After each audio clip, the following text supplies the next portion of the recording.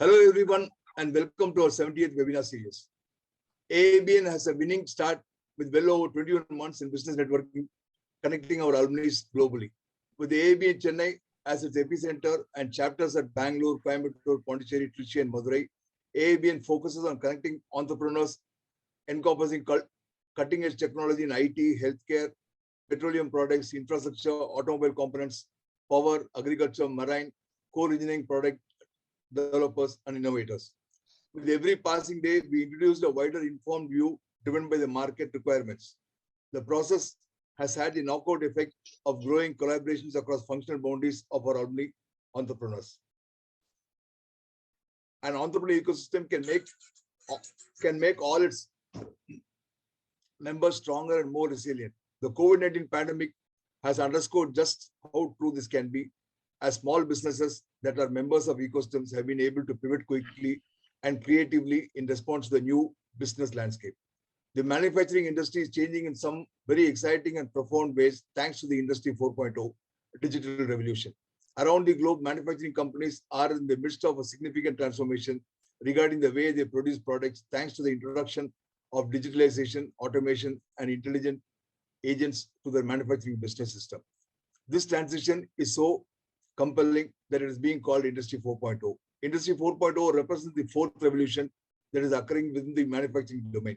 Following the industrialization, mass production, and the computer era, the fourth industrial revolution will transcend what was begun in the third via the adoption of computers and automation, and it will provide new insights and opportunities with intelligent autonomous systems powered by the Internet of Things, big data, and machine learning.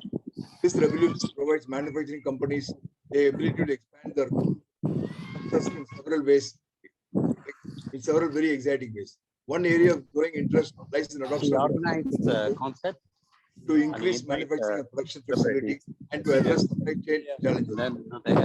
However, the pace of adoption is uneven across companies. Lack of clear vision, strategy, and a systematic roadmap are the biggest challenges hindering Industry 4.0 adoption. Well, most of us are seeking answers to questions such as, what is Industry 4.0? How can Industry 4.0 benefit my company? Where should I start? What are my gaps today? And what are the opportunities for tomorrow? To help our entrepreneurs get started on the Industry 4.0 transformation, Mr. Rajendra Sapre will help our entrepreneurs to identify the aspects we must address to harness the full potential of our transition. Mr. Rajendra will address, enlighten, and take questions from this diverse group on the significant other Industries 4.0 for MSMEs, trends and opportunities. Let me extend a very warm welcome to our eminent guest speaker, Mr. Rajendra, to this interactive business networking session. Mr. Rajendra is a postgraduate from IIT Bombay in Control and Instrumentation Engineering. Rajendra has close to 30 years of corporate experience. He developed several first of its kind products and solutions, working on bleeding edge technologies for industrial automation, semiconductor manufacturing, healthcare, and wellness domain. About 5 years ago, his startup journey began. He has been developing Internet of Things and analytics-based solutions for industrial and healthcare applications for two technology startups, Edgelytics and DocEasy, respectively. To share his knowledge and experience, he entered corporate training, primarily focusing on Industry 4.0, which comprises of IoT, artificial intelligence, and machine learning technologies. Before I wind up, let me once again extend a very warm welcome to all and reiterate that our AABN's doors are always open to those who might want to strengthen our work with their suggestions. I also wish to place on record our deep commitment to work tirelessly as a team to carry forward our goals in a constructive, gratifying way. Thank you, and over to Mr. Rajendra. Okay.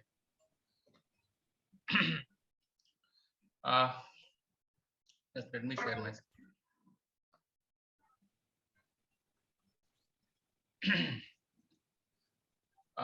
See, today's topic actually is kind of a unique situation that at one end there is a world standard called Industry 4.0, and at the other side there is this especially the micro and small industries, how they would be able to adopt this particular standard.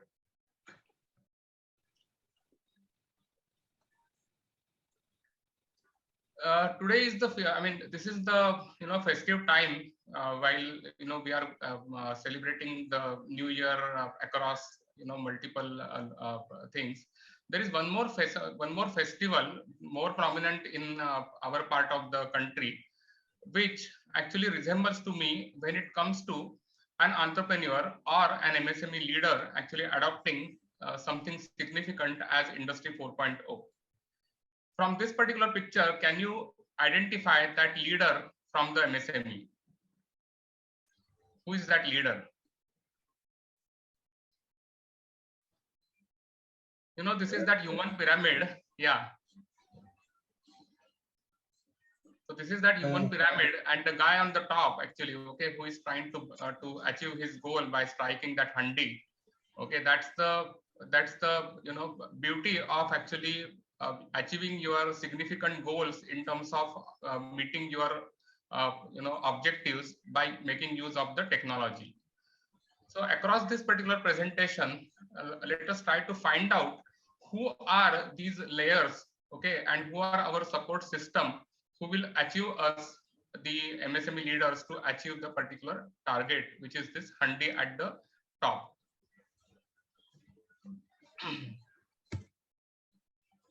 See, this MSME sector actually, I think most of you know the definition, but for the sake of convenience, I have just put it across that there are actually these micro, small, and medium enterprises.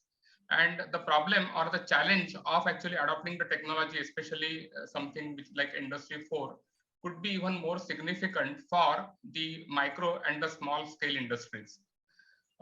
Let us see actually as to how that journey could be for a typical company of that particular size.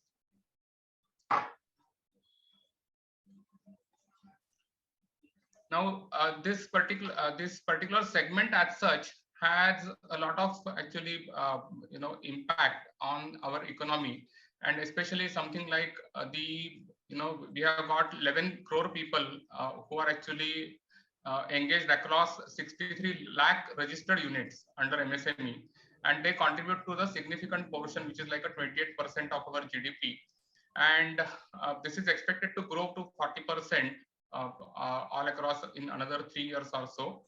And what's important is that the government has actually geared itself to help this particular segment grow and actually even adopt the technology or do something significantly better. And that's why a large chunk of funds is actually made available. And even across the year 21 to 22, you will see that the contribution of government has almost doubled. That is from 7,572 crores to something like a 15,700 crores. So that's the importance of this sector, and that is why let us actually find out as to how we could take actually the benefit of this particular opportunity by adopting the technologies under the large umbrella of Industry 4.0. Now, while we want to do that, the ground realities of MSMEs cannot be actually overlooked.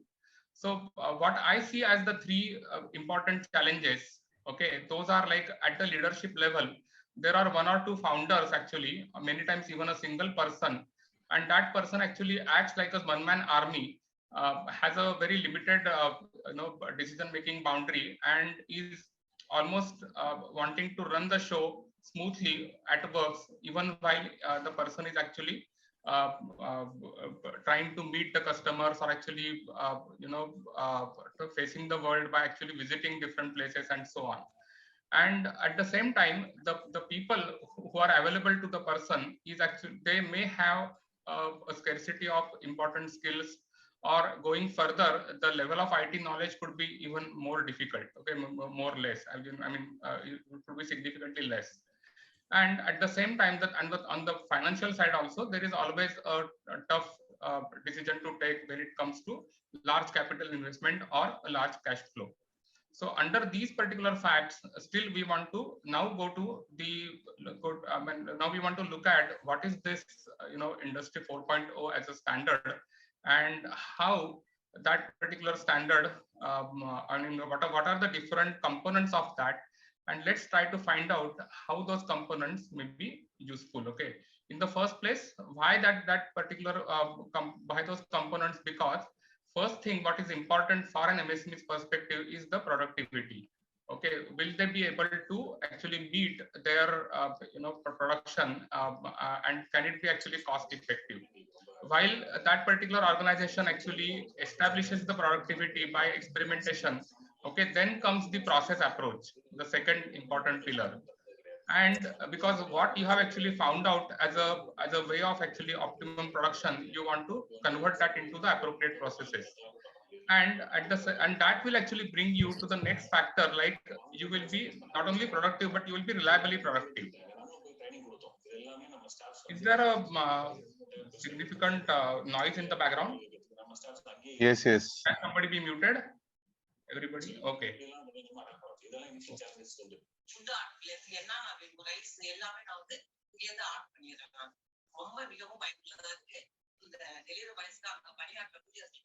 Balamurugan, can you ask the participants to mute?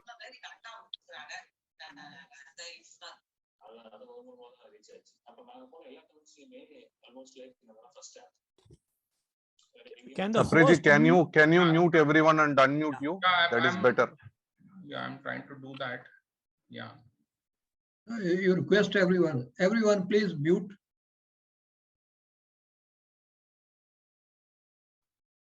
I think, yeah, that trouble is gone anymore.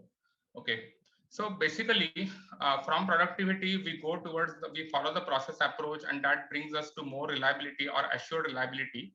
Then comes the important advantage of actually Industry 4.0, that we should be able to cater to, or we should be able to integrate with the larger players. Okay, many times our customers who may be larger companies, they may already be on the Industry 4.0 drive, and there is a need to actually connect to their systems. So that forces the MSMEs also to actually to comply with the needs of integration at that point. And an important benefit of this integration is that we will be able to upscale uh, our production capabilities, and we will be able to smoothly fulfill the scaled requirements, the scaled production requirements of the customers. Okay, and this is the cycle actually which will actually keep the business buoyant across the competitive environment. So that's the important aspect of this Industry 4.0 to the small and medium businesses as well. Now we will come to this Industry 4.0 key technologies. Okay, there are a lot of technologies, but at least the key technologies which are defined as a part of this particular Industry 4.0 standard. So those I have listed down in this single page. It has all the components. So the first component over there is this, the first, and I would say that we should begin over there because this is actually the cyber security. So anything and everything we actually implement in our systems, we need to make sure that that particular adaptation of the computing, that particular adaptation is actually safe from the hackers, or actually safe from the ill-minded people around the internet. Because the moment we go anywhere digital, there is a chance that they will hack our systems. Okay. The next thing is essentially the enabling technology like the cloud computing. Okay, so that is where we get all the good resources in terms of compute power, as well as many specialty services like artificial intelligence and machine learning ready to our disposal through this cloud computing. The next element is where most of us and our customers and users, the user base actually, that connects with the Industry 4.0 implementation through the mobile technologies. So at this point, means even across India, we have seen that most of our population actually carries at least an Android phone, through which they are able to actually do their routine jobs like the digital payments, for example, or WhatsApp messaging and whatnot. So all these things are very much a significant component of this Industry 4.0 key technologies. The next thing is basically the machine to machine, where the data from one machine actually connects with the surrounding machines automatically without any human intervention. That is the M2M. The next thing is that we have the what is called as an additive manufacturing, which is also, I mean, one of the aspects of that is the 3D printing. And this 3D printing at a bare minimum can be like a prototyping of the new components that we are designing. But in the more actually more, you can say, technology or the niche domains, this is also used for through the technologies like laser technologies for mass production of components, mechanical components. So that is about the 3D printing or additive manufacturing. Then comes this advanced robotics, and which is the way of actually automating many of the routine tasks in the assembly line. And all these elements, basically everything actually generates data. And the key aspect of industry 4.0 that is that the data shouldn't remain idle, but it must be processed, and that is where this big data analytics actually plays a significant role. Okay. And the next important technology is basically the Internet of Things, which we will see in the coming slides. And an important aspect of this particular industry 4.0 is that there are so many connections to make that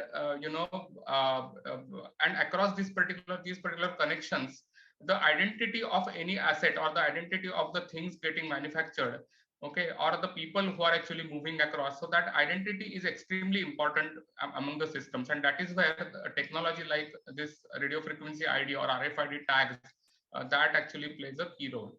And after that comes the last piece, which is what is called as a cognitive computing, or machine learning. And an incarnation of that in the parlance of this industry 4.0 is also by using a technology called as a digital twins. Okay, from the MSME perspective, not all these technologies may be significant. So we can actually try to bin those things by these particular shapes, what are actually shown. So essentially, the cyber security is a mandatory thing, as I mentioned, because that's the threat to the business otherwise.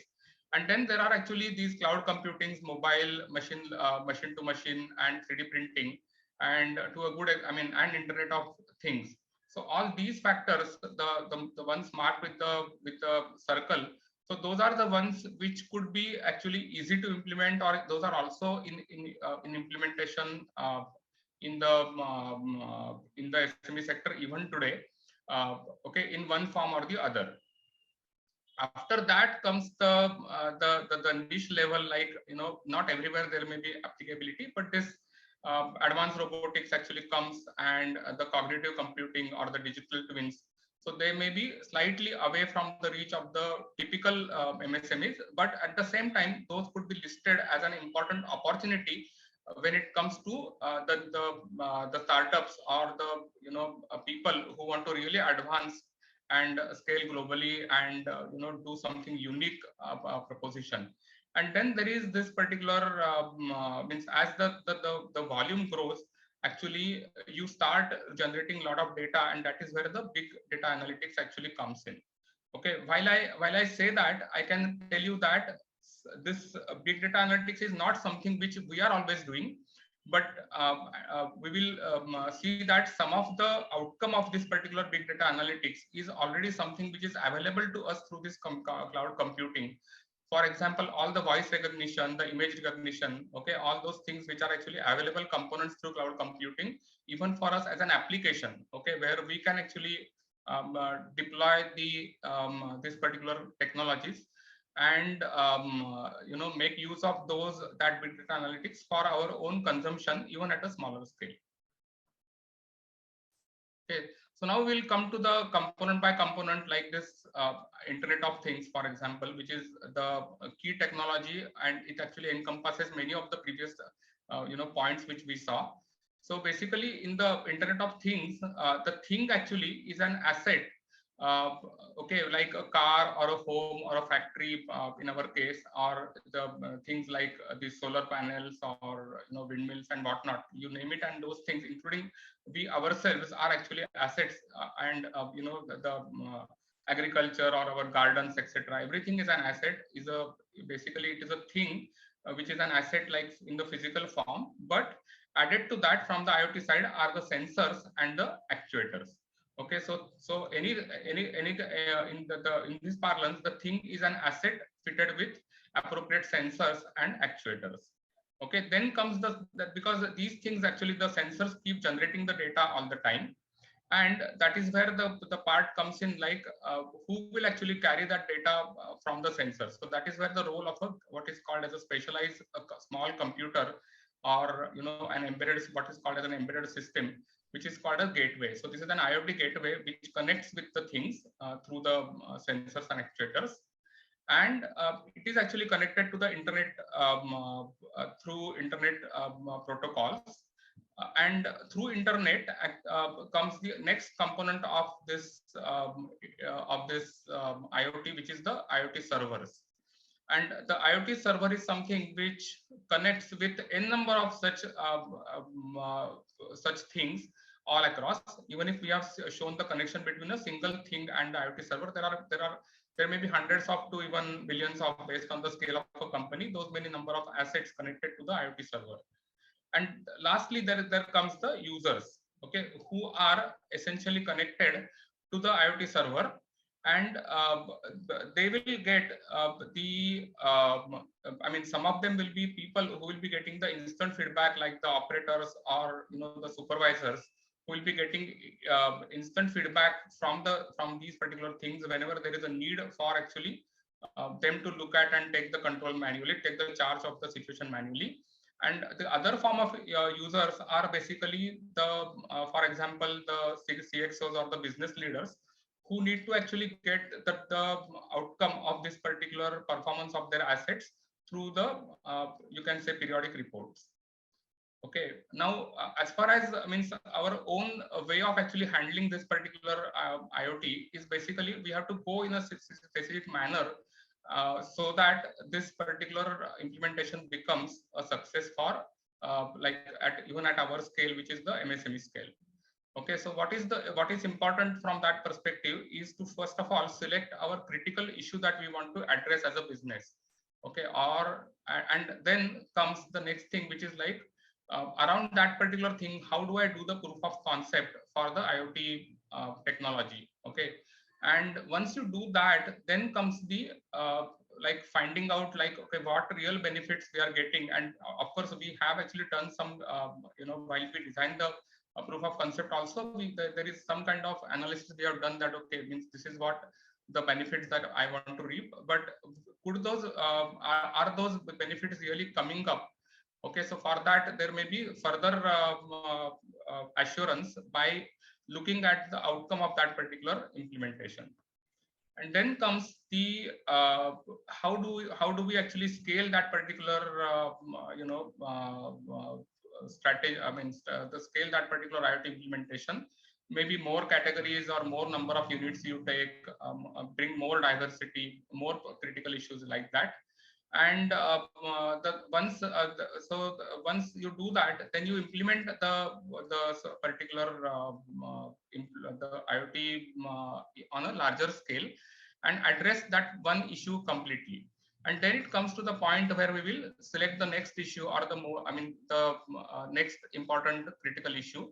And like that, this can be an ongoing process to implement the IoT. And in a similar manner, any other technologies also we will actually implement those for these areas what we have mentioned. There also more or less we could actually take the same actually approach of proof of concept versus scaling. In other words, the design thinking approach actually tells us to do these very simple, significant developments through this same cycle of ideation followed by the implementation. Okay, so the same design thinking approach actually we put in terms of implementing our IoT or any other technologies. Okay, now a few cases actually which our customers are actually wherever I have visited. Okay, so at especially micro and small layer segments of this particular things are essentially that these particular use cases, like For example, there is a 3D printing, which now it has become almost a routine when it comes to the design, especially of the prototyping phase. And it has also become actually more and more cost effective as the in the last 2-3 years. The next thing that we see is that the biometric attendance system and the security cameras actually put at the workplace, because these two things actually together, they bring peace of mind, and that is also a pride for these particular MSME owners when they visit their customers, especially. That the natural question comes in is that how do you manage the show when you are actually traveling or when you are not in the office? Okay, so that is where people can demonstrate the clear-cut benefit of actually deploying these means technologies. And the next one in the pipeline is basically when it comes to their machines is the energy consumption. Okay, so these are the things where people do start. Now, what could be the possible ways of actually taking this particular technology to the next level through the IoT implementation? Okay, so that is where I think some of the scenarios which we recommend is essentially like, once you have the attendance system, actually let that data not remain idle as such, but automate it and actually link your, for example, daily wages payment system, or across the months and etc. You will actually come to know that how people have actually been following their attendance and how regular they were. Okay, so all this particular records will be actually all actually available to the or on the fingertips of the owner actually. Okay, so from that perspective, simple processing actually leads to the clarity and leads to a clear picture for everybody's benefit.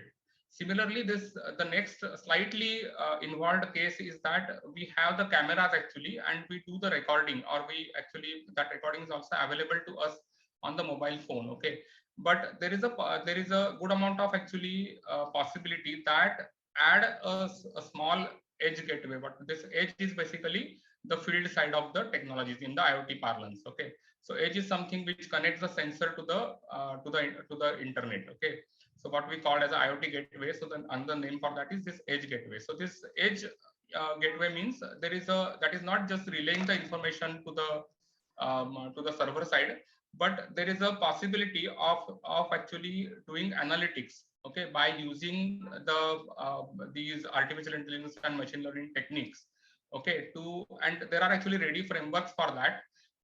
There is a possibility of actually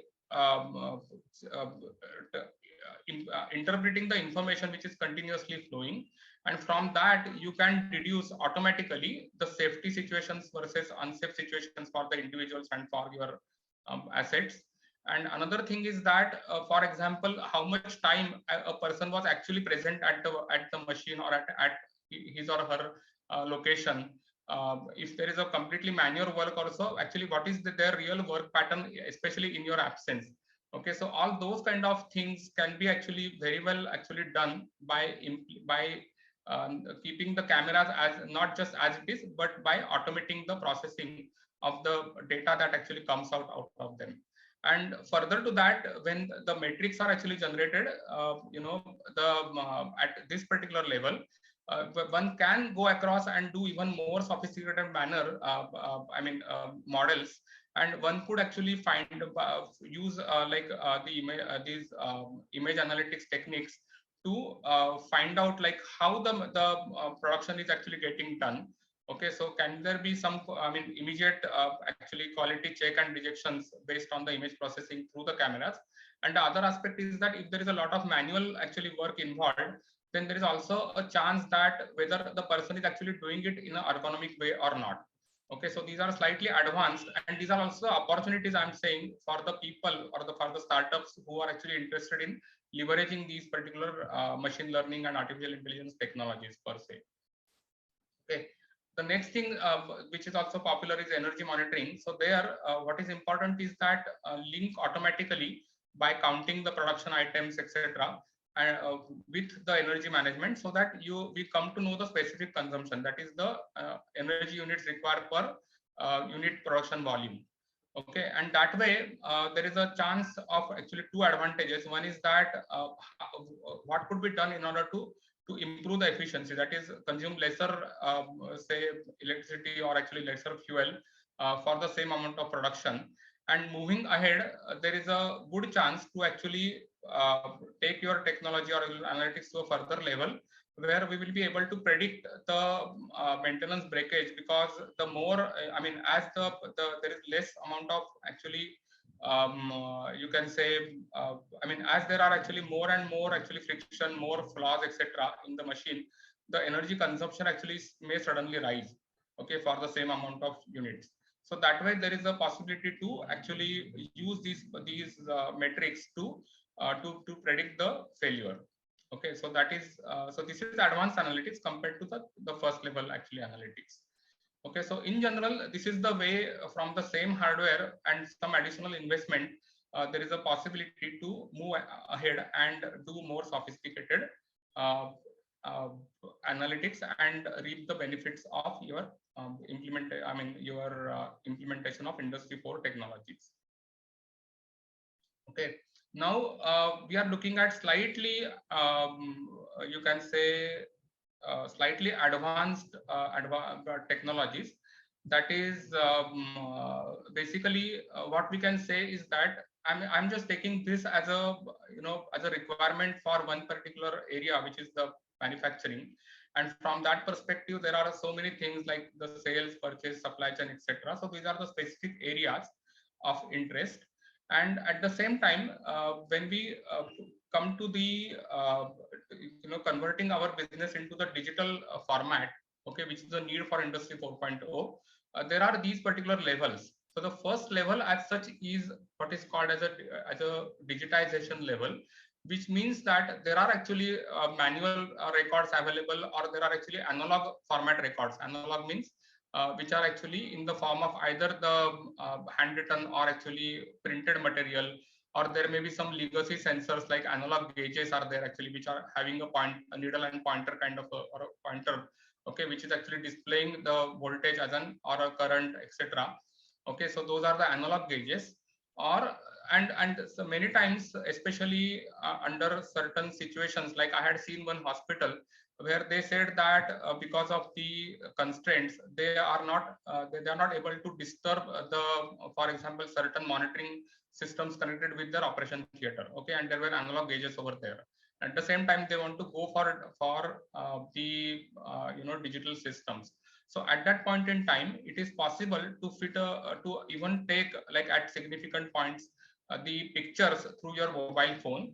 And there are actually algorithms to convert that image into the right amount of quantity. Means you will convert your image of the gauge at that point into the corresponding number. Okay, or actually how much voltage is there, how much current is there, how much pressure and temperature, those kind of things. And the next level is somewhat more simple, is that we have got the LED and LCD displays. A more common example for the routine users even at home is the various health devices like blood pressure monitors, weight scales, etc.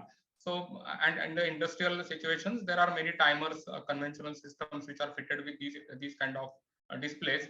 And it is possible to convert that data directly into digital format by using the appropriate these machine learning or artificial intelligence technologies. And these technologies in their basic version, those are actually available to a good extent off the shelf. Again, we have to experiment with them, or we have to tweak them. Okay, and the next level is basically what is called is that digitalization as against digitization. So this is where where previously there were actually paper-based or manual systems actually there. We replace those with the purely digital. So the source becomes directly digital over here. Like IoT, what we saw is a direct implementation where the data gets generated in the digital format. Okay, similarly, means there will be actually apps and softwares. So all the modern actually apps are actually for example, the various UI for the various ERP systems or any processes that we implement in our company. So for them, there can be specialized apps or actually standard apps, but all of them are actually generating the data right in the first place in the digital format. So that is the digitalization actually. And that actually manifests in the form of manual process to digital process through what is typically called as a workflow automation.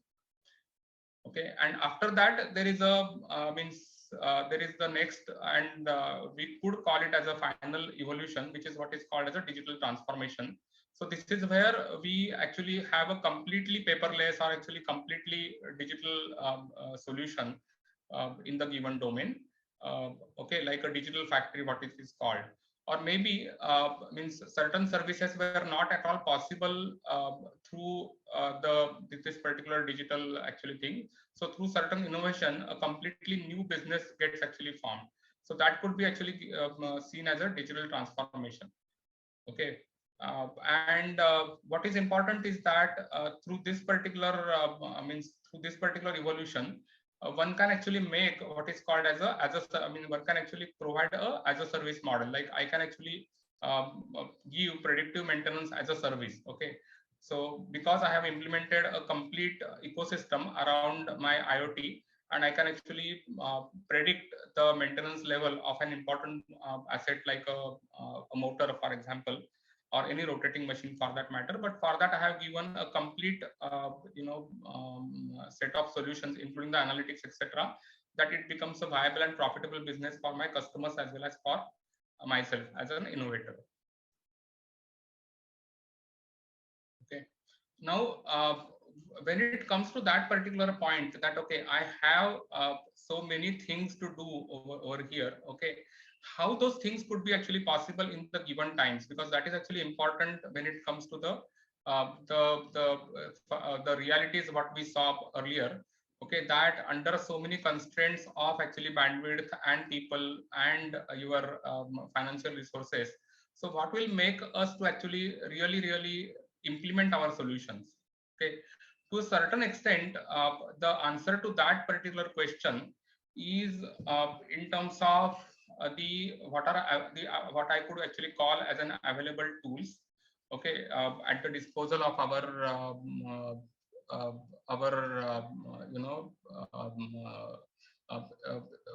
total system. Okay, that we have now got a variety of hardware available, and most of these things are actually available at a very you can say affordable cost.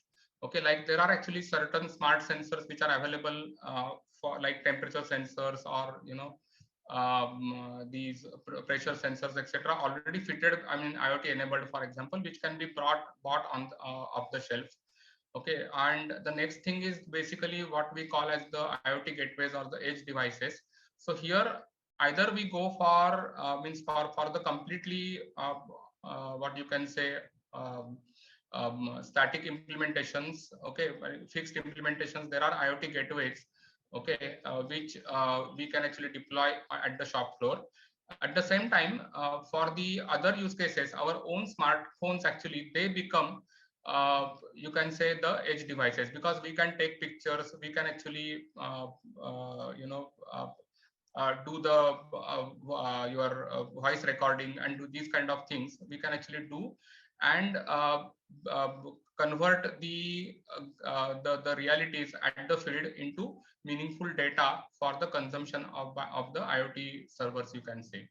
Okay, the other thing is that for the enthusiasts or even for certain cases where there is a more actually advanced treatment required, there we have the single board computers like Raspberry Pi and its many flavors, and we are able to actually deploy several algorithms right inside these particular boards by doing some application programming specific to the given need. Okay, I just want to contrast this with the IoT gateways, where mainly the data is based out of the your PLCs and programmable logic controllers. Okay, and the temperature controllers, etc., where the data is mostly the coming from what are called as the machine protocols. But whereas the single board computers, they will actually be able to connect to actually your voice or the image or video, those kind of sources like cameras, for example. Okay, so that they will cater to more advanced needs of data collection and local processing. And the third thing, especially for the prototyping purpose, is basically what are called as the Arduino compatible processors, which are also fitted with Wi-Fi and Bluetooth and so on, so that the proof of concept can be done very smoothly. Okay, and the next level is basically everyone actually has either smartphones or we can actually buy tablets, and they can be part of our production QA and other setups. Okay, for the purpose of the digitalization. Okay, and the laptops, mostly we want to use them for the viewing the reports. Sometimes we also use it for we can also use them in the office kind of situations. Okay, the desktops and the laptops. And the last piece, very important piece, is basically the cloud computing. Now, this cloud computing is a vast area. I mean, a full presentation could be made, or on that. But there are actually two areas which I want to mention. One thing is that it is just a replica of the computing power at our desktops, actually in the that hosted environment. That means you have got computations and you have got like memory and disk space, etc. So that the same things which we were able to implement locally, the software development, that everything actually happens at a larger scale in the cloud, actually in the hosted environment, in a more secured and safe and you can say with a better uptime. But more importantly, from our perspective, there are also artificial intelligence and machine learning services which are offered by these players like Amazon and Google and Microsoft. Okay, so that those are more like, you can say that from the restaurant's perspective, means these are something like the gravies and the cut vegetables.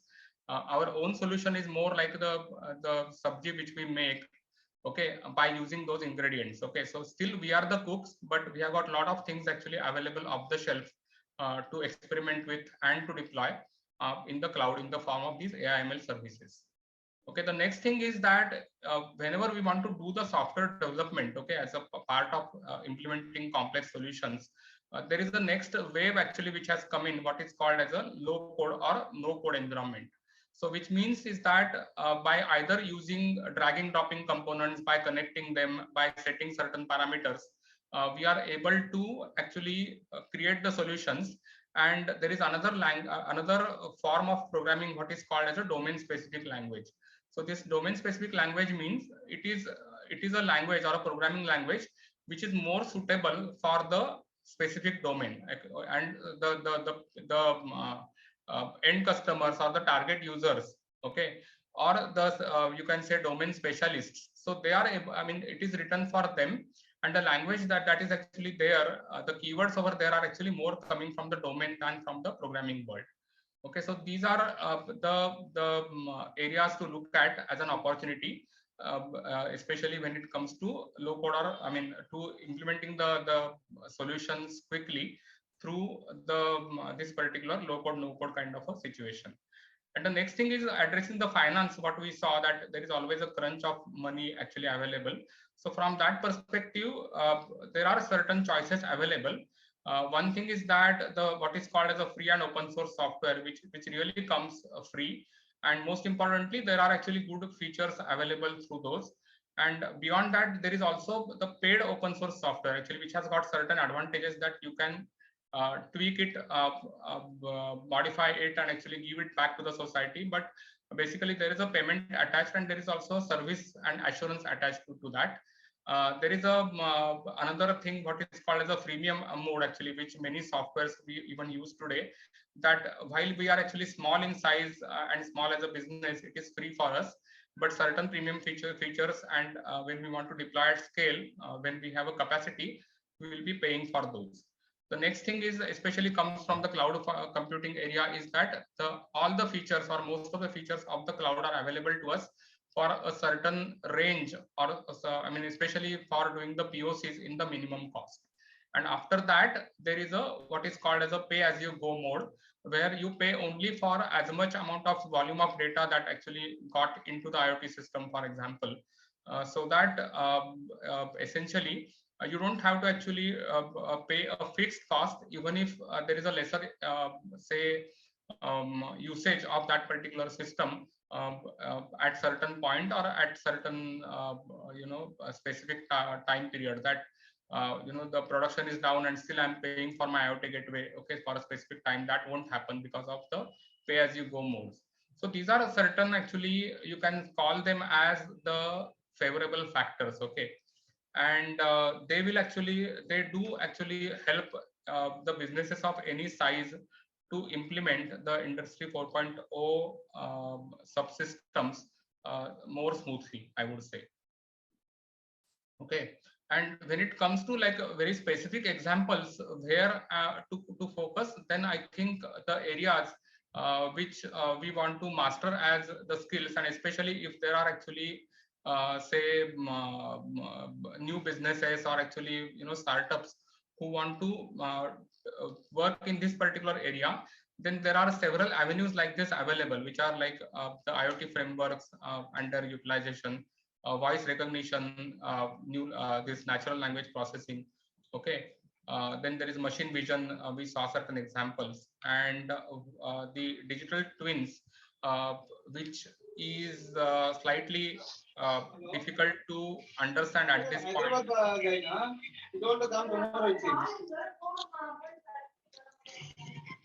Can you mute everyone?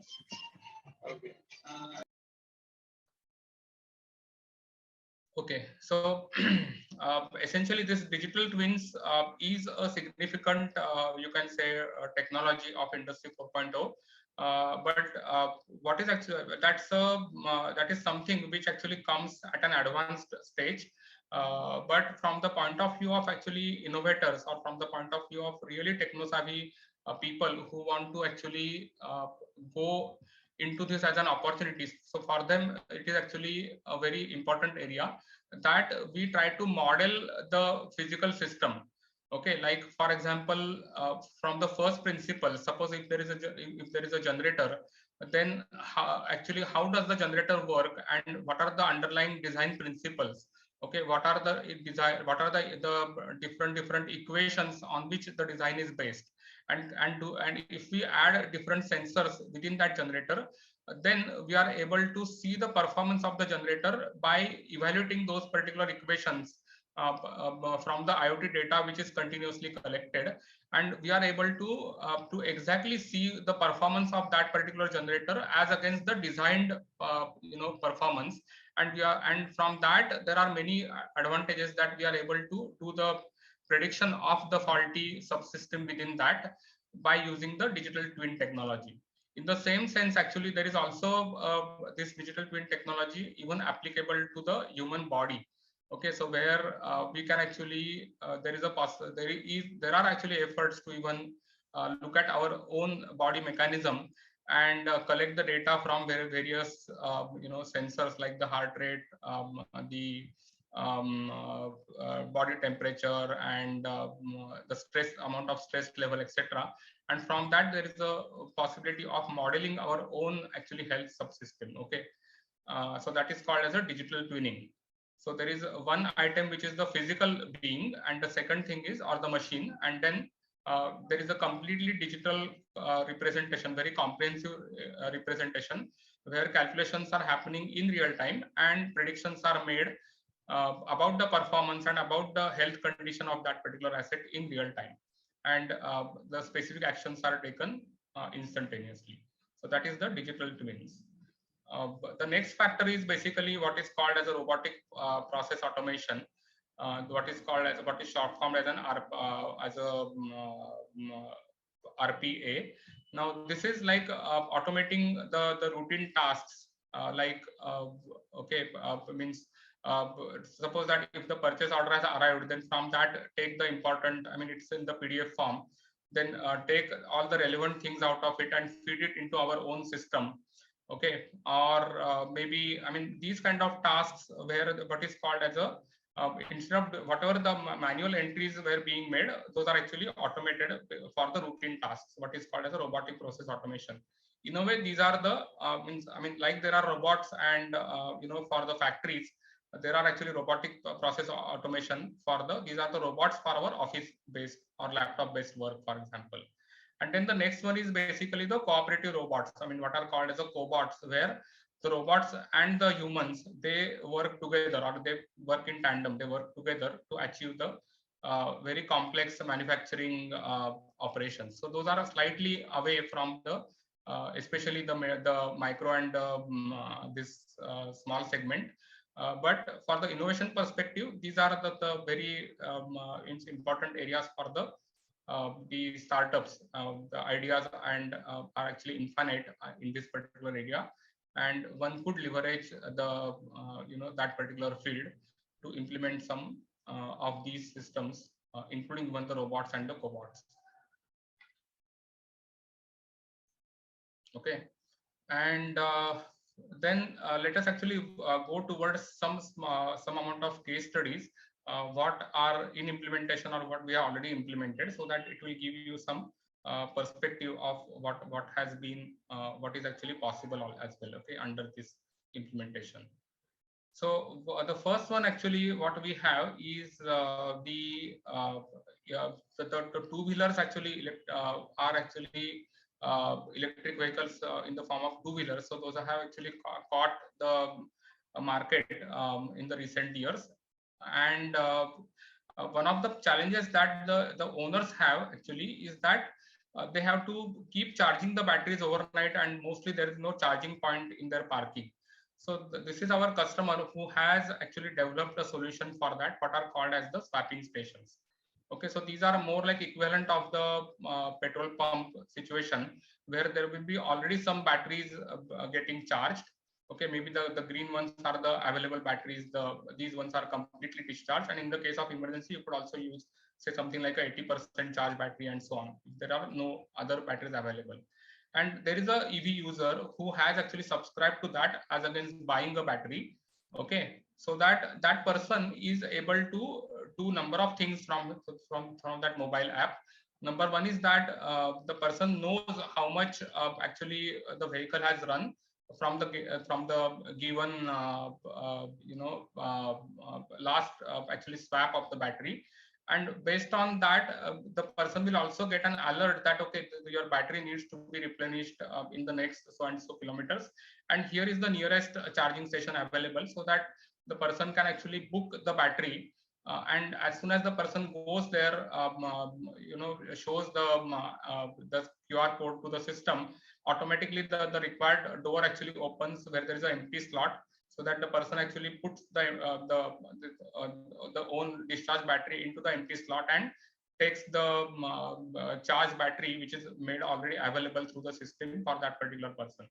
Okay, and within a few minutes, the swapping is complete, so that you can go next 80 kilometers or so, based on the capacity.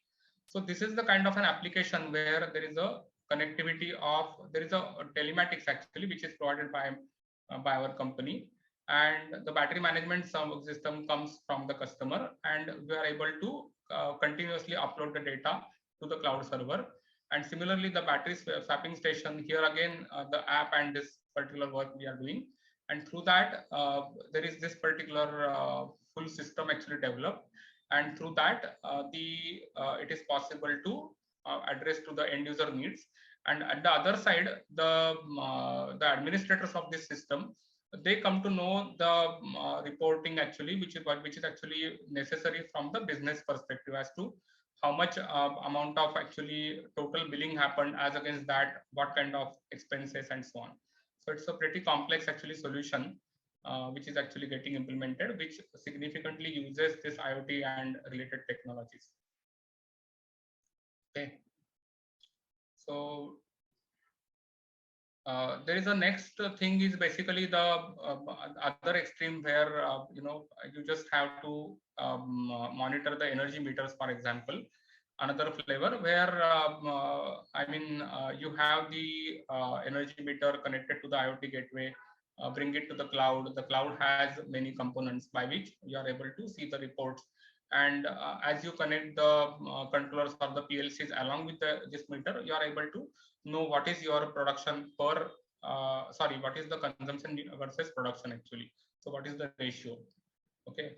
There were some customers actually who wanted even as simple system as actually don't give me cloud anything, but just connect my devices through SMS, because they just wanted a very small traffic actually, so that it is a completely SMS to SMS based system, and connects with their central system. But this is an odd actually, means not very routine from the IoT perspective. Okay.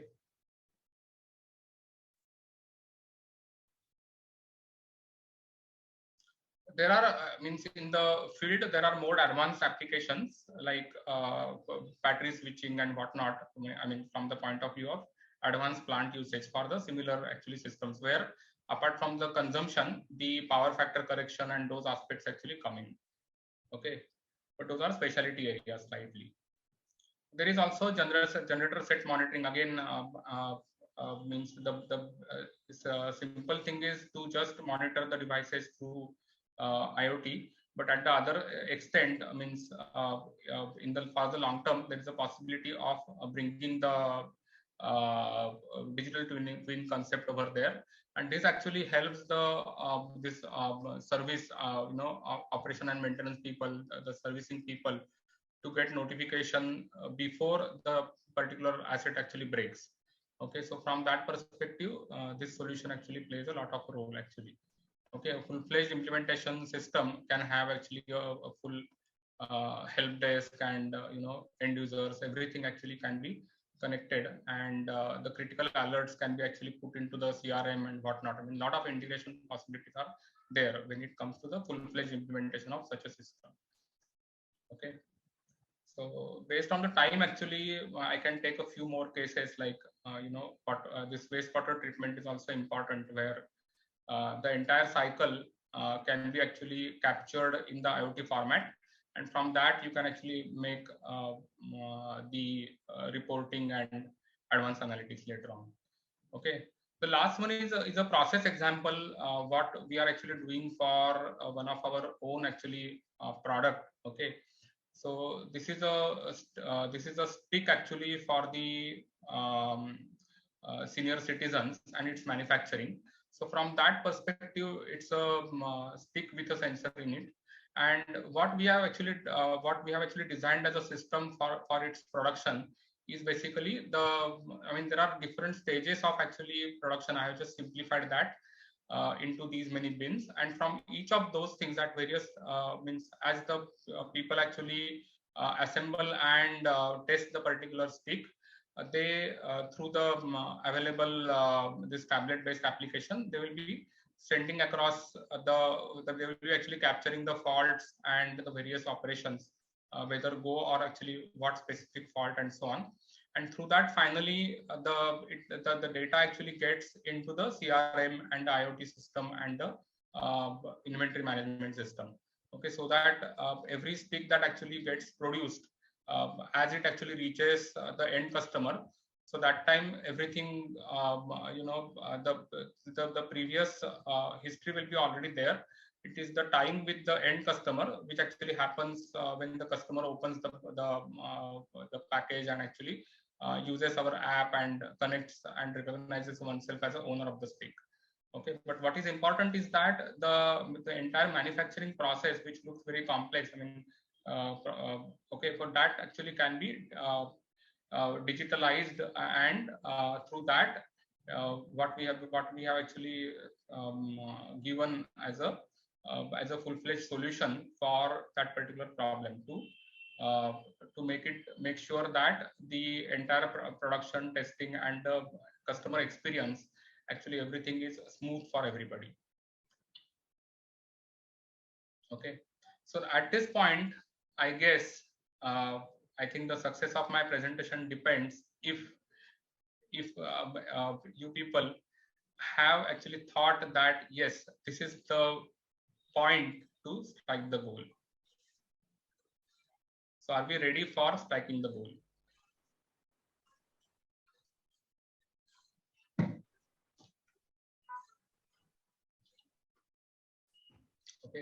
So, okay, we will just stop at this point. Not going to advance things. I think I will unshare and Mr. Gopi, I'm done with my presentation. I'm happy for the questions. Thank you, Mr. Rajendra. It was a very inspiring and motivating session. Your views were very clear, practical, and gave insights into the power of Industry 4.0. Now we'll keep the floor open for question and answers. Gentlemen, you can please unmute and ask your questions, please.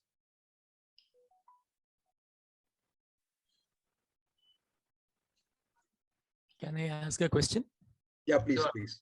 Okay. I mean, what would be the loss of jobs? Because we have a social obligation also when we run an industry. Profits are one side. We have even superannuated employees we are still retaining because they become part and parcel. Their families become part and parcel of our manufacturing. So we never let anybody go home. We try to redeploy them and things like that, because in a country like India, you know, the purpose of running industry is not profit. It's more, in fact, many industrialists themselves have told, I'm talking big people have said, it's thankless to run industry with all government regulation, corruption and all that. But still we do because there's a social obligation. I just want your comments on this. Yes, definitely. That point actually, that concern is very much there actually. No doubt about that actually. Okay, that. But at the same time, what I'm actually suggesting is that I mean, for a country like India, definitely we don't want to completely replace. I mean, it is not in the interest that okay, you fully automate everything. And in fact, that won't be possible. Okay, means most of the cases what we have actually mentioned for the micro and small, industry. So what we are actually saying over there is that at most places, what we have, what you must have appreciated, what I have shown there, we have not eliminated a person, but only thing is that we have equipped the person with something more, some low cost actually hardware, so that the same team is able to deliver in a more, you can say, more reliable manner, in a more process-oriented manner, the things. And there is just a discipline, and there is a basic, actually, what you can say, profitability ensured even in the absence of the physical presence of the person at the job location. I mean, the cases that I have, that's why I intentionally chosen actually. Those are the ones where nowhere actually you can left and right, first of all, eliminate a person. Definitely we don't want to do it. And the things that are actually getting done in the Indian ecosystem, especially in this small and medium, micro and small segment, it is not actually advisable to replace everything by a robot, even if that is possible. Okay, at least for the near future. But at the same time, if we can do some small actually implementations, if we begin in a certain way, the efficiency or the process drivenness and the assurance actually of for the end customers and the linkage with their system, so that is actually assured. That's what I'm just saying about actually. Probably it also prevents mistakes in manufacturing due to drudgery. It's like okay. Lot of things actually, and that is why I mean, one of the and the other thing actually, actually proven what you can say means data across the globe also is that because of the full-fledged implementation in the developed countries, there actually the overall employment increased over the period of time. Actually, not that never decreased. The same thing happened when there was computerization. People said that we will lose the jobs, but nobody really that way lost the job. But definitely there will be social repercussions because the people who can use computers versus those who cannot, actually that divide actually is there. But at the same time, it is the art to actually develop the end user systems, okay, especially the mobile systems, the mobile apps. Then you can actually design. So those can be designed even for the unskilled or for the illiterate. I mean, that way it should be done. And from in that direction, actually, a lot of even people, lot of innovation has gone from India side as well, actually. Okay, like CDAC, for example, which is based in Pune. So they have, I know that they have got fundamental work done how to make the people actually use the mobile based or the overall computer user interface in a in the least amount of skills available. Can I come, sir? Sure, sir. You see, in my view, with this transformation, feel good factor, you will feeling better and better. Now, in many areas, even with the implementation of our manpower, I don't say manpower will be removed, but with the addition of with this thing, IoT, so we will be more efficient, more effective, and our feel good factor, I want to see where is the problem, how quickly can I fix it, that will improve. This is how we are going to gain tremendously by implementing. Thank you. Correct. And I mean, in order to be the means global hub of manufacturing, for example, okay, the point is that if we adopt these technologies, all the people will get jobs. Only thing is that they will produce more. I mean, nobody that way should actually lose the job. That is not actually possible. That is not actually what you can say the objective, nor it will really happen as well. Okay. I mean, and most of the initial actually implementations, even the Swiggies and Dunzos and whatnot, actually, that actually, even if that used all the mobile technologies, that in a way that actually increase the job opportunities also, right? Even for the people who are not so much skilled, actually, is it not? So that way, in some way or the other, people will get the jobs, I think, and people, I mean, and the next generation, they will get a motivation to actually learn better and so on. So there are other actually integrations actually in terms of the universities, colleges, and schools and everything. So as our own initiative, India initiative, everything on the innovation side actually that is coming from the point of view that how to get the next generation actually more equipped to experimentation, innovation and all that, which will finally feed into these kind of systems, I think. Okay, the that Atal Innovation Labs and all those things, right? So those are actually really data oriented in a way, sensors and everything. Sapriji, can I add one point what you have told me? Sure. Related to the same IoT. Sure, Say sure. nowadays the business has become like this. The leader has to do two things. One is decision making and decision making. And the decision making is right decision making and the speed of decision making. Yes. These two alone can keep the leader in the business. So the IoT or the industry 4.0, all those things, depending upon the sector of the business, it will help the leader to take a right decision at the right time. So they can stay in the business. Yes. That's what you said to me long back. Exactly. So basically all these technologies especially, and see, it is not just the IoT technologies per se which are actually important over here, but what is important is at least 3 or 4 things. Okay, I think if Mr. Atul is there, Atul Viz, okay, so he took, for example, on the same platform that presentation about this, for example, what is that thing acronym actually? MEES effect.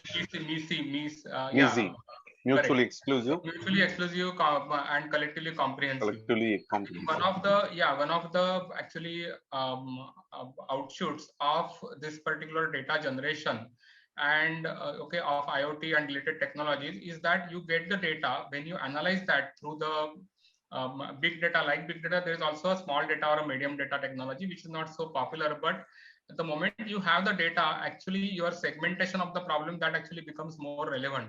So the way of digital thinking, the way of this particular technique, and plus the real proof of data, okay, in terms of the IoT and the other systems of digitalization. So all this collectively actually when they are employed, then that those give you the real benefits of sustenance and productivity and continuous evolution. So all these actually technologies there and the age-old actually decision-making techniques, they really go hand in hand.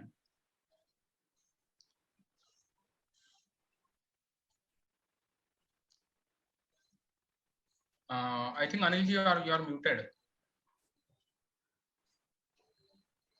Anilji, you are not audible. You are muted. Anilji, you are muted. What I said, in this decision making, these person voices emotionally, people feel, oh, he is thinking in that way or this way, they will go away. And you are taking very right decision and impartial type decision also with the introduction of these things. Thank you. God bless. Thank you.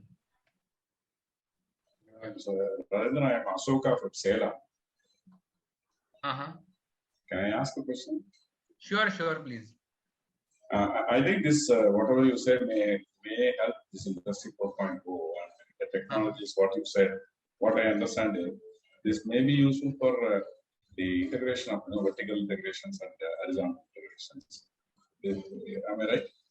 Yes. For example, Adayar and one is there. There are so many, the horizontal integrations are to be done. So number of units may increase. See, Adayar A to B can have more number of branches if that is there. Is one thing. And my another question is, I have a question. This you said about cyber security, and also you said that IoT. Okay, there will be once the industry 4.0 comes into implementation, there will be billions and billions of IoTs will be there. And so many people are making IoTs in different places and procurement. And this cyber security may be a very big challenge. Am I right? It is a challenge. Definitely, it is a challenge, and that is why it is a focus area. Most IoT frameworks, okay, which are the cloud-based frameworks. So they have this inbuilt actually security mechanism, and based on the criticality of the data, criticality of the the data that flows through, one may actually use the appropriately more encrypted data, which is actually the data which is flowing across the internet, as well as the data that is stored actually. So based on the requirement, actually one can what we can say add the amount of security and the to the system, and correspondingly there is also a monitoring actually, that there are firewalls, certain rules actually put. Then another thing is that you get the reports as to how many number of actually unsuccessful attempts actually happened and from which particular sources, okay, to your system. So it becomes a DevOps kind of what is called as a DevOps okay, or the operations issue, that based on the criticality of the systems, you do need to actually watch for the first of all put in place the required systems, and then keep monitoring as to what kind of things are happening around actually. Okay. So in a way, that is an IoT on the top of the infrastructure itself, which is used for IoT and these systems, in other words. Do you take consultancy also? Suppose spinning mill wants to go for industry 4.0. Yes, we do. Do you take such? Yeah, the Agilitics, the company which we formed, that is with the same purpose. That essentially that we called as a edge analytics. Okay, that is because we recognize that the speciality of this IoT and everything that is going to be there. That's why we founded that company. Okay, so that is our core area actually. Thank you.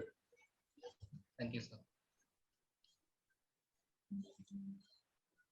Hello. Yeah, we shall go on. Yeah, this is included, Mr. Rajendra.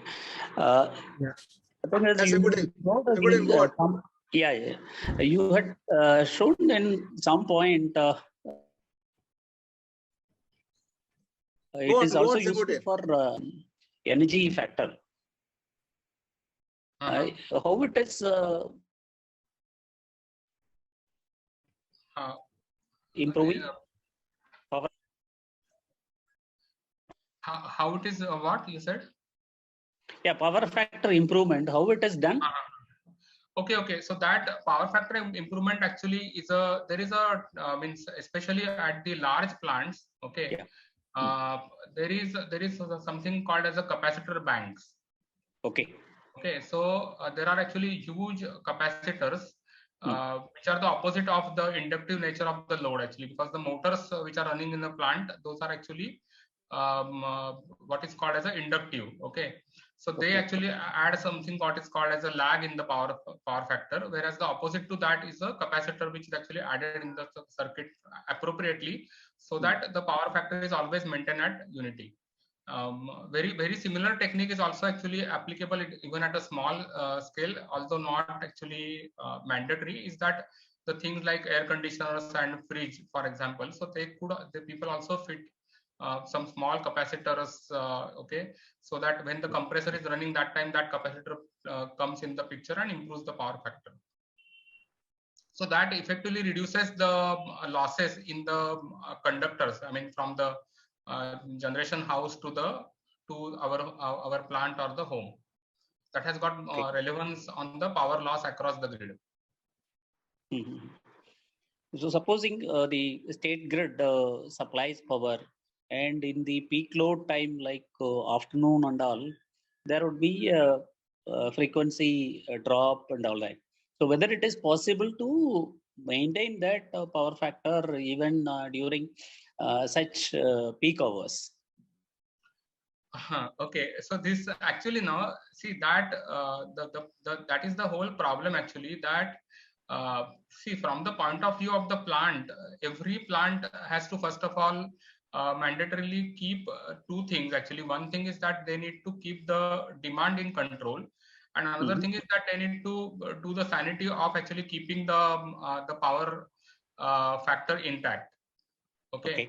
And the third thing, maybe not so much, maybe it is also relevant, is there is something called as a total harmonic distortion. Means that actually is a specialized subject. But what I say is that first of all, when everyone actually in the grid actually they maintain that particular discipline, then there is a lesser load on the grid. But at certain point in time, I mean, you will come to know that these situations are happening, so that a corrective measure could be taken. Means when needed, you will have to switch to the generation. For example, if the frequency is dropping, that means at any moment the entire grid could actually come down.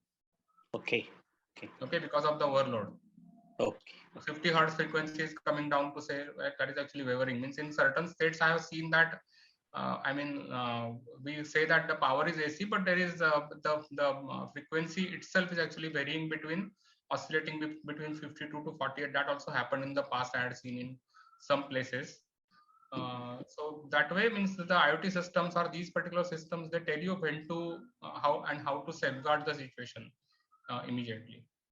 Okay. So is it well ahead of time? It gives us indication to switch over. No, not like that actually. See, basically, as soon as there is we are actually monitoring these particular parameters in real time. Okay. Now, so that we get the intimation in real time, in the sense that ultimately on the top of that particular data, we deploy the algorithms. Okay. Now those algorithms talk about the say maybe something like a 15 minutes history and so on. So that based on that, we can tell that this is not a problem which is actually for this particular time, but for a large amount of time, there is this kind of a problem. Okay.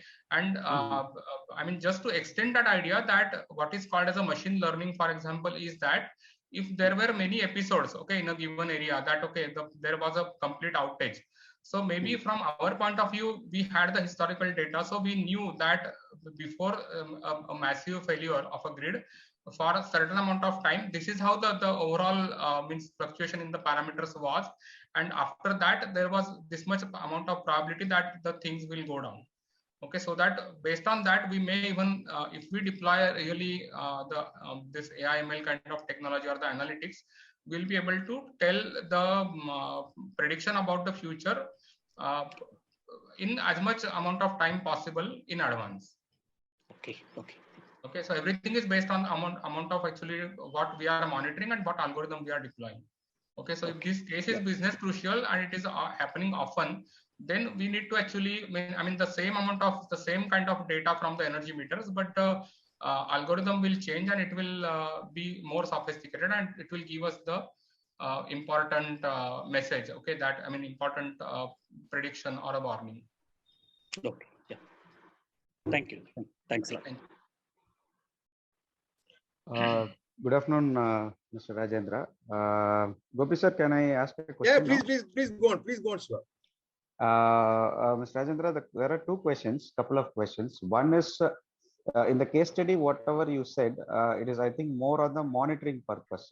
So have you done any case study with respect to the control? So this is one question. And second question is, like with the current scenario, still many corporates are not getting into IIoT. They still feel that they don't want to send their data that to a mobile app so that it will get breached, all these things. They're still saying use some SCADA or automation system within their plant. Yes. So almost I think many still the IIoT industries, they said by 2025 it will improve. But do you think it will happen in another 2 to 3 years time? So this is my second question. Yeah, a very important actually question you have asked actually. Number one is that I want to say is that basically there is a hierarchy. Number one, I mean, the many times it is not possible to switch from SCADA to IoT. Means that is not the objective, because SCADAs are there for the local control. Okay, for the local immediate things over there. Sometimes, I mean, especially for the plants, I'm saying, okay, for the plants, what is important is that means on the top of the SCADA or in parallel to the SCADA, the certain parameters actually you also send those for your IIoT modeling to the cloud. Now, this basically this objection for especially from for the industries. Has always been there actually, means for example in my earlier job I was there, so from 2005 onwards actually that some around that area we had actually created up this remote monitoring solution, and failed a lot because that time even this cloud was not there at all. I mean, cloud as a concept was not there, so that time there was even a significant actually resistance that no data will go out of my premises. Okay, but these days, what has happened is that I think the situation is improving in the following manner: that overall, as a society, the norms about the what could be called as a private or as a most secured information. So that aspect has actually changed with the social media and everything. Means as a thing. I mean, I'm saying. So that what is happening is that now cloud as a technology is getting established. Means at least people are ready to put, I mean, use the hosted solutions more, you can say, easily than previously. And based on the size of the company, there are also certain things what are called as a hybrid solutions. So people, so the same IoT you used, but you actually, I mean, you actually create what are called as the on-premise clouds actually. Okay, that means where the technologies are from the cloud manufacturers, but the implementation is local to you. Okay, or there is a hybrid approach that you come out with a solution that the most critical data still remains in your data centers, and certain data out of that or a certain subset out of that you also replicate or actually you keep in the real cloud actually. Okay, which is, and that too, I mean one more aspect is that the clouds previously were mostly in the developed countries, but now you're across India also there are means cloud installations, and people are more you can say amenable, or they are actually legally also they are actually more happy to keep the data within the country actually. So slowly there will be a drift from means complete resistance to acceptance, I can say. Yeah, thank you, sir. Regarding the remote control case study, the first question, sir, have you done anything? Okay. Yeah. Okay, so this see the basically now remote control actually. So that is something which is a little bit, from implementation point, it is not a tough job actually. But for that, there could be actually more, you can say, there could be more resistance, means in the power, see in this particular, in the plants or industrial area.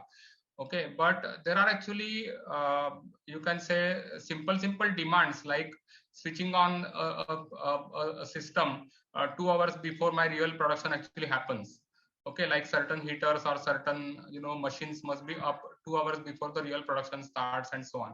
Okay, or they want to switch it off after so and so time period. So that time nobody should be physically present just to start the machine. Then in another 2 hours the machine will be really ready for production. Okay, like that there are certain heaters and certain actually equipment, like in rubber manufacturing, for example. So that is where I think people are ready to facilitate that kind of a remote operation in a way. Okay. My actually colleague Nitin is also there. Actually, he has more vast experience also as far as the field implementations are concerned. Maybe he will add to the point, especially the remote control part of it.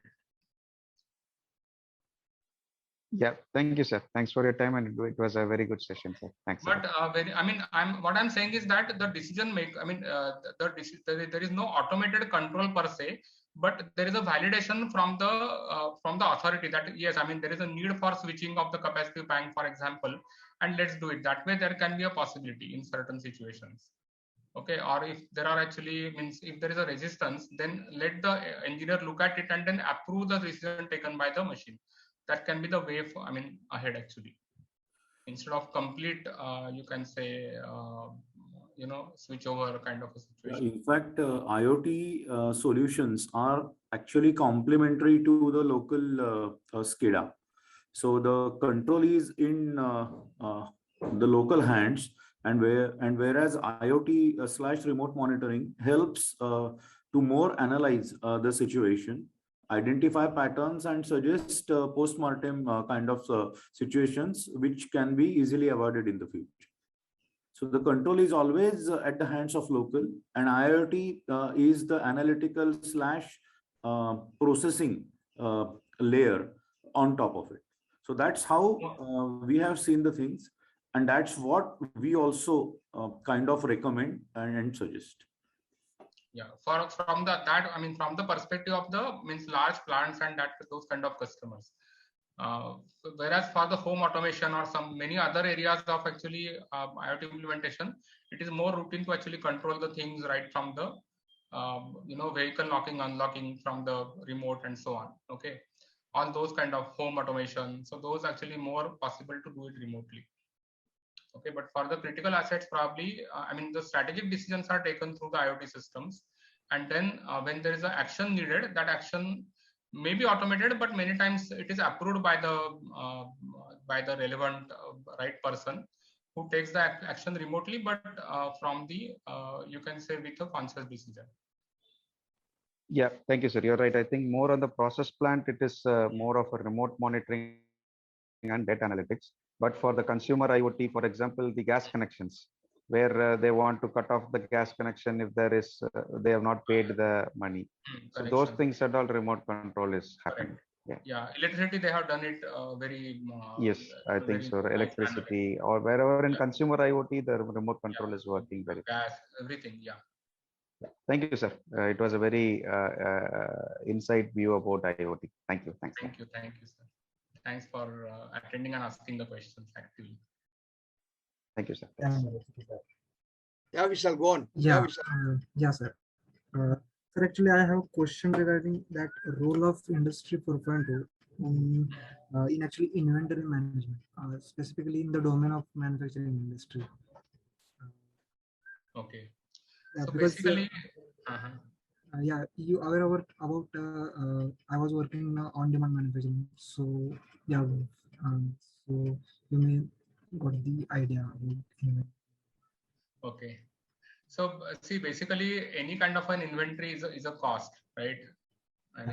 Okay, inventory is equivalent to cost. So, what is the real consumption pattern? Okay, within the raw material. Okay, and from the production perspective, the finished good inventory actually. Okay, so the optimization at all the levels actually is what I think is the objective actually. And especially the industry 4.0, it talks about actually connection of the entire ecosystem, means between the different your vendors, okay, from whom you are going to get the spare parts or from the material, okay, for yourself. And secondly, how to actually connect with the production, the production volumes with the needs coming from the distributor chain and everything. Okay, so all these things are basically means interconnected and optimized by using the industry 4 actually. So here basically the systems connect with systems, and you do aggregation, you do forecasting, and a lot of actually possibilities are there to optimize.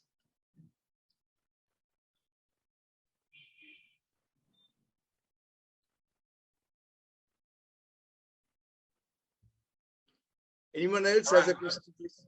Yeah. Yeah, please go on. Please go on. No, just asking whether I have answered his question. Okay. I think he dropped out.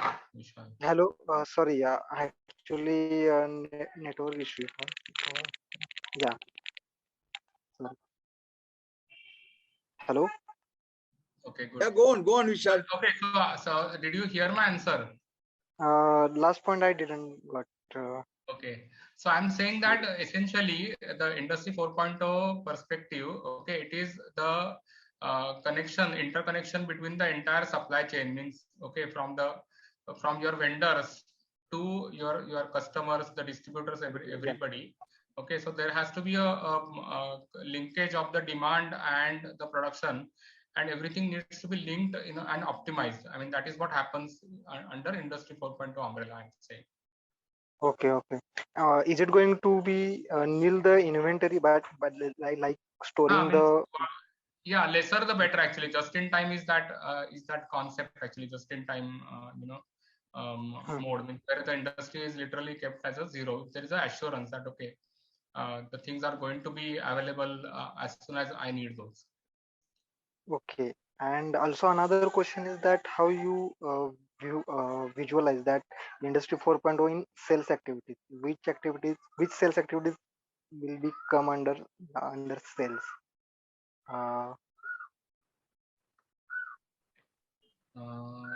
Okay, now see this question actually again from the sales perspective, means anywhere you actually look at, okay, all your forecast essentially. Okay, number one is that the big data analytics, from that the forecast, the seasonalities, all those things. Okay, so from that perspective, how we are actually performing, okay, and taking certain informed decisions based on the history. I think that is the possibility. And the other, the small, the relatively means smaller things are basically the digitalization. The way I was actually telling that, automating everything. That anyways we are actually doing compared to any other ways of actually handling the sales process. I have a question, Rajendra Mahesh here. So actually I wanted to know whether IoT of things, Internet of Things can be used to manage stock of materials like inventory control and management. Can it be used specifically for that? See, that's what I was actually, Vishal actually had, I think, the very same question. Okay. So the answer is yes. I mean, that is where the means your entire inventory management system, and that gets into the play. And with the help of the IoT and these kind of related, the RFIDs and all those things, instead of the manual data entry, there is automated, actually, you can say, stock taking, and there is a lesser disparity and so on.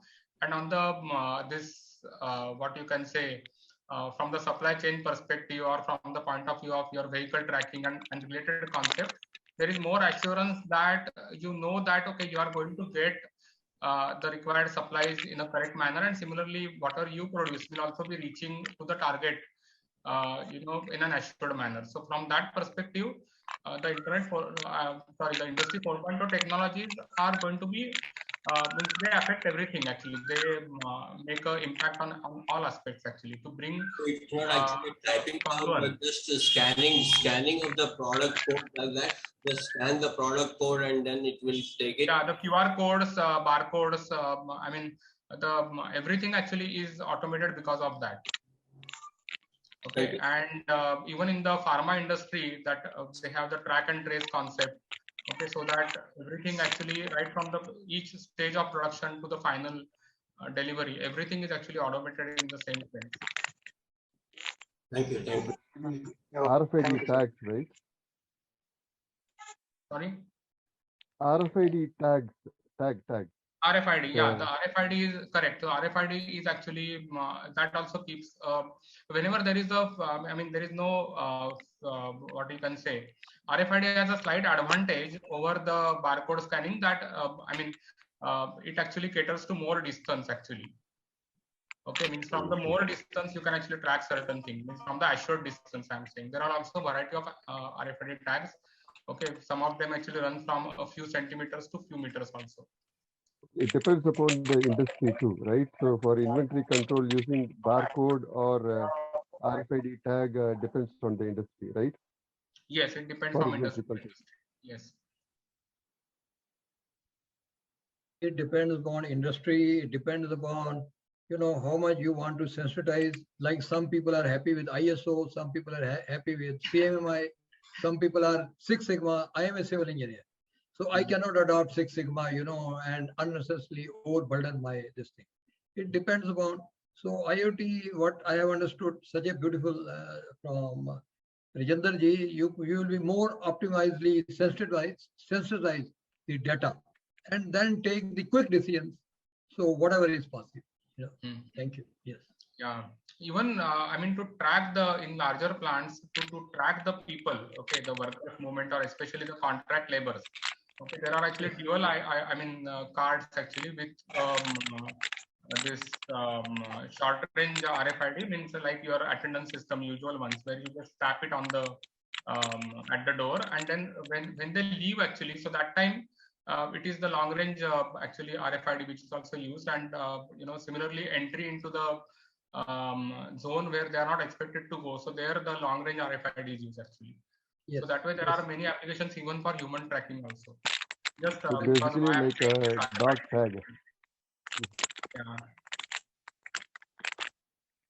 RFID is actually once upon a time were extremely actually that way they were not very affordable.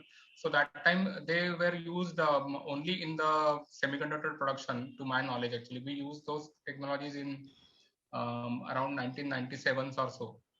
Okay, so that time the entire production of this chip manufacturing, everything by lot actually it was done through that kind of a technology. But now it has become more actually affordable because of the improvement in the technology and mass production. Thank you, sir. It was a nice explanation. Thank you. Anybody else has a question, please? Thank you, sir. Thank you. Thank you very much, Gopiji. Thank you, sir. Thank you very much, sir. Thank you very much. Let us clap for Rajendra Sapre. Beautiful, beautiful. Thanks, Rajendra. Excellent. Well Excellent done. Well done. Thank you for the opportunity, and thank you. Thank very you complex subject. I hope I could give you. No, very. You made so simple. Such a tough subject. You made so. Thank you. Very tedious subject. Appreciate everybody's presence thank over you, here. Thank you. Thank you. Thank you. Thank you very much. Thank you. Thank you. Thank you. God bless everyone. Thank you, sir.